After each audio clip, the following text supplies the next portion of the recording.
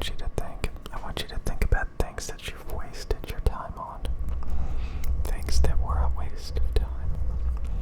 I want you to try to think about how to make it more productive, how to make it more successful.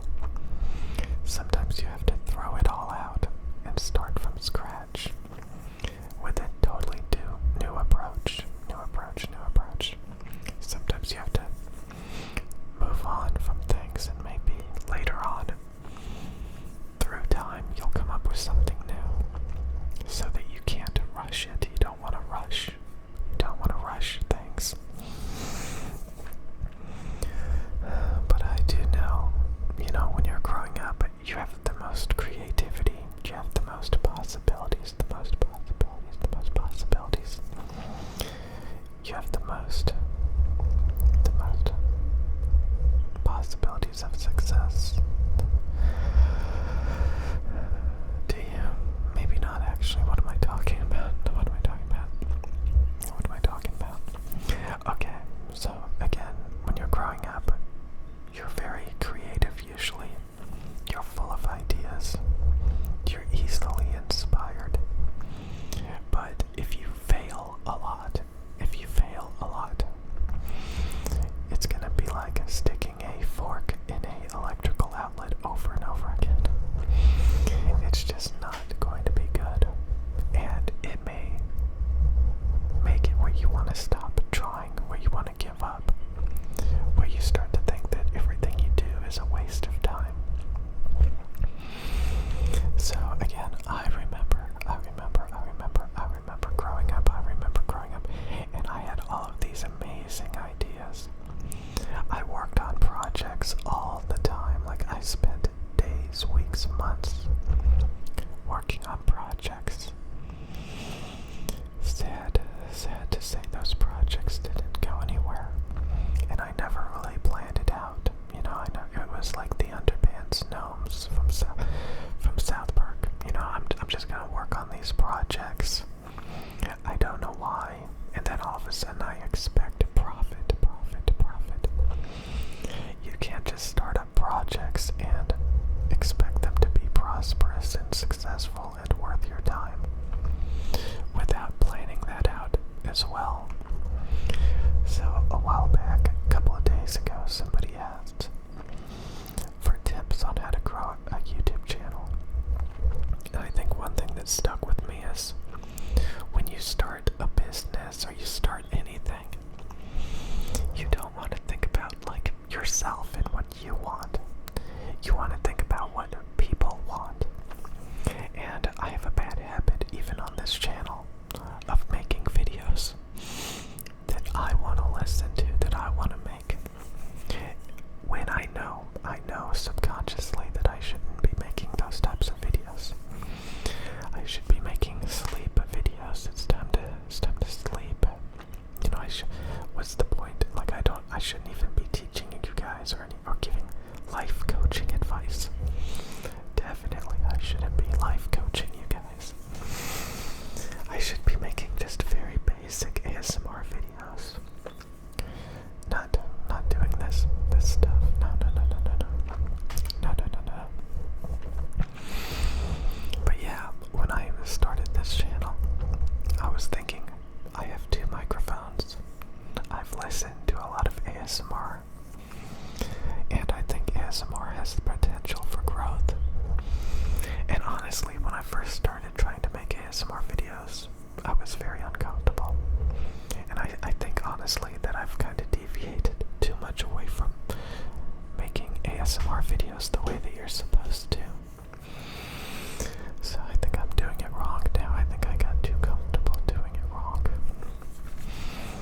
So now it's not that I'm uncomfortable about it, it's just I'm uncomfortable about gravitating away from ASMR to just ramble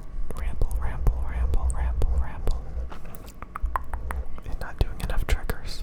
Somebody's gonna leave comments in the comment section saying, you don't do enough triggers, you ramble too much. It's barely ASMR as it is. I know I told you that.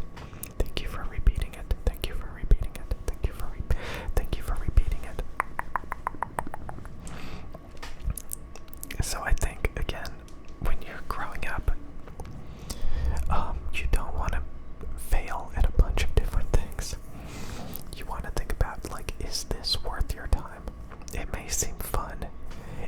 seem like it has limitless possibilities.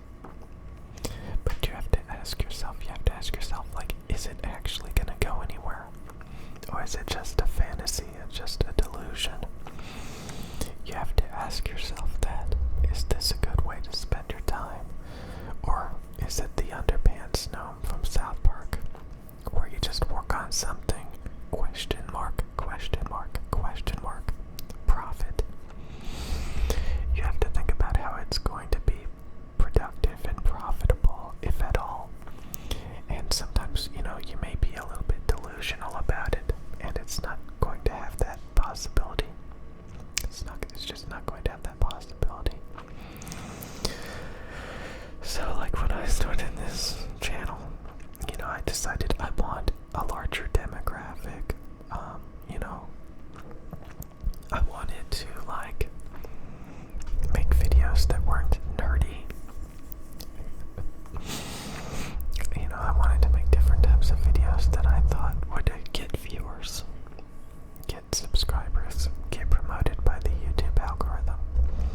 And honestly, I'm fairly satisfied with how it turned out, because YouTube does promote my videos.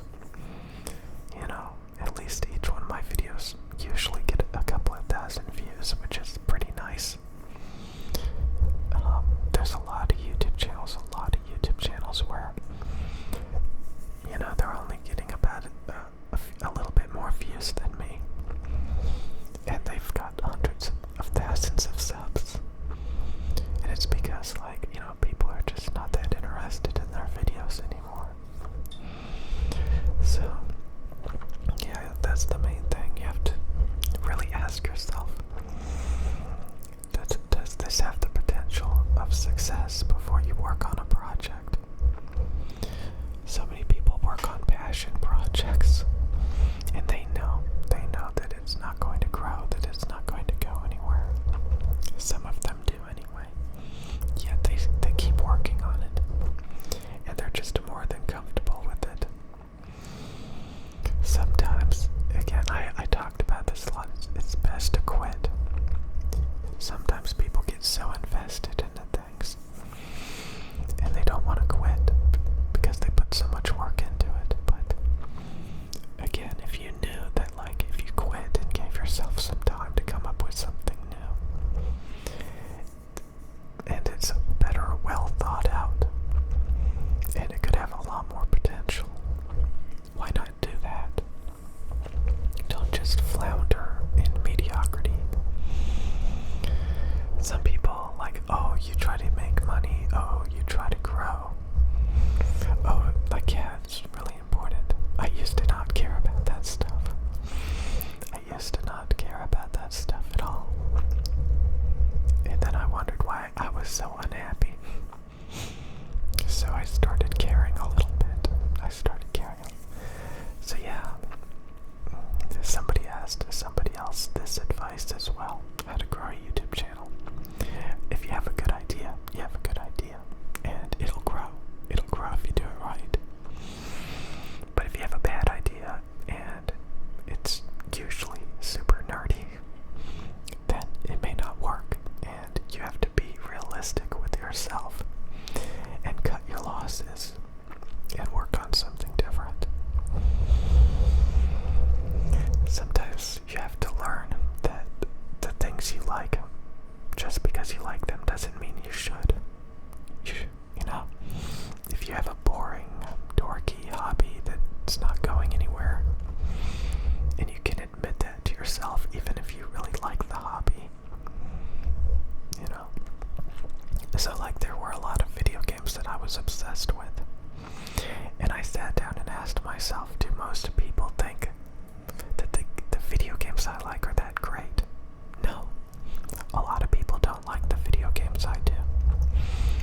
And the community is really small. And I have to ask myself, like, why do I like it? Why am I obsessed with it? Is there a way that I can break free?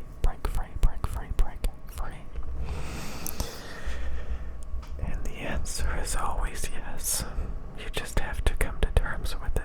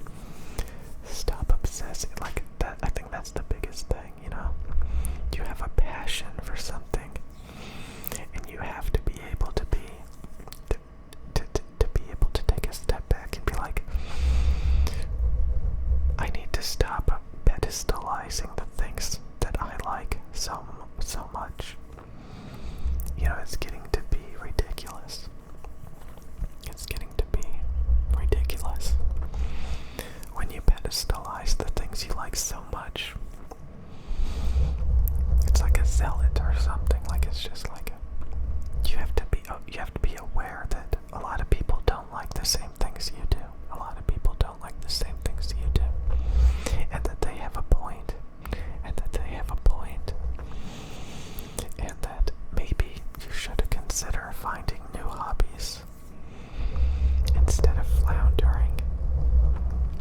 There's so many people that will play video games that only have like 100 active players out of the entire world because they're nostalgic, you know. Or there's people that will work on passion projects that are not going anywhere, and that for whatever reason they refuse to take a step back and be like, I can do better than this. This is ridiculous. Instead, they just keep chugging along. It's like they don't have a brain at all. They don't have a brain at all. They don't have a brain at all. It's like they're on autopilot every day. They never take a step back and say, gee, I should assess whether this is a waste of time or whether that I deserve better and that I can do better than how things currently are. You know, if you don't evaluate things every now and then, is this still relevant? Am I addicted to this? Is it rational? You know, for example, I was really into sci-fi. I thought sci-fi stuff was amazing. I was obsessed with a couple of video game franchises.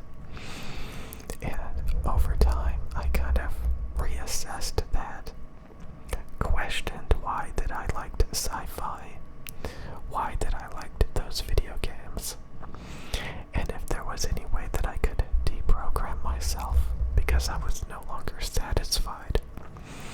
And turns out I could deprogram myself.